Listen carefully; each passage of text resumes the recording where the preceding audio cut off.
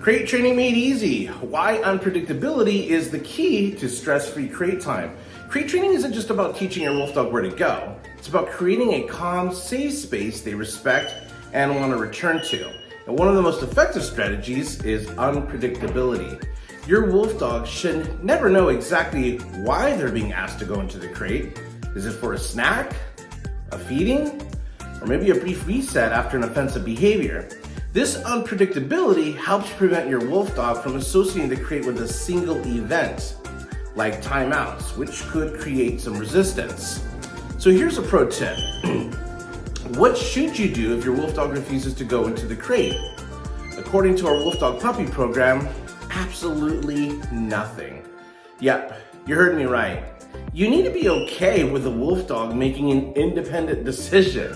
In fact, that's the whole point of this program, is to promote a wolf dog's cognitive reasoning through experience. But first, here's what not to do and why. When a wolf dog makes a choice that puts you into predicament, don't allow them to pull you into a predicament with them. There's only 3 ways you can respond, and it's not the first one I'm about to mention. The first one I'm about to mention is addressing it directly. So how would one person address this directly? They would either use food bribery or a training collar. Now don't get me wrong, you're definitely going to win the situation, but you won't win the war. In fact, you'll always have to maintain and manage your relationship like this forever once you do this. Your wolf dog won't accept anything less from you in the future. It's like instead of teaching your kids how to support one another as a family unit, you can only motivate them by promise of a reward. The second way is you can remove accessibility to you in your space. And we'll use that at a later time, but what we're gonna focus on is the third option. Leave them in their choice, long enough for them to realize why they made a choice in error, for which they hold themselves accountable and use their cognitive reasoning to solve a life puzzle through their own experience. In this example, we're going to go with step 3. Now, if your wolf dog refuses to go into the crate, it doesn't mean you have to change your intentions. In fact, it's best to demonstrate that their decisions don't dictate your response. Simply close the crate door and remove access to it while you leave to retrieve a treat. Place the treat or a chewy bone inside without granting access and walk away. Now, walking away is the most important part of this step.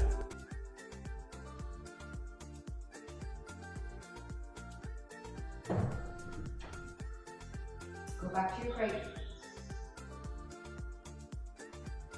Go back to your crate.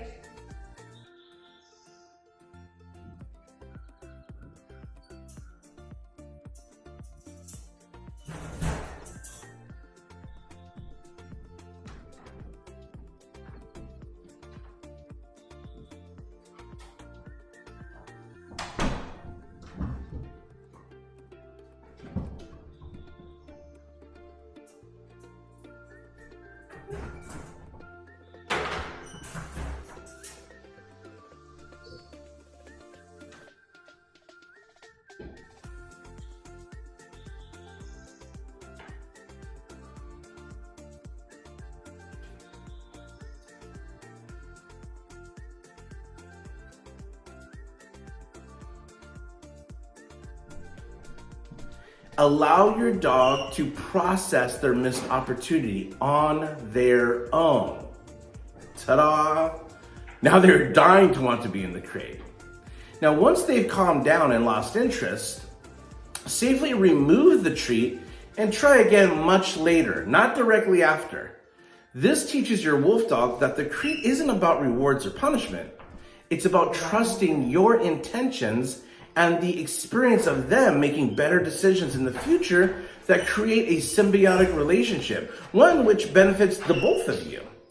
Do not ever bribe or have a treat in your hand when asking them to enter the crate, ever.